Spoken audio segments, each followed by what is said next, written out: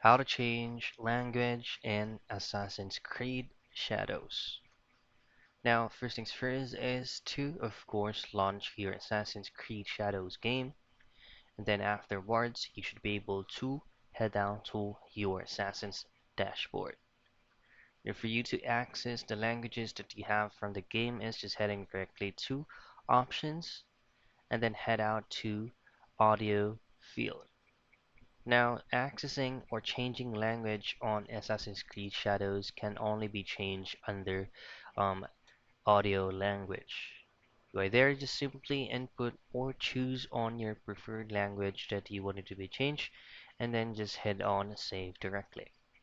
Now, if changing the language under audio language will not work once hitting on save, all you have to do is just to restart the game and try to do the process again.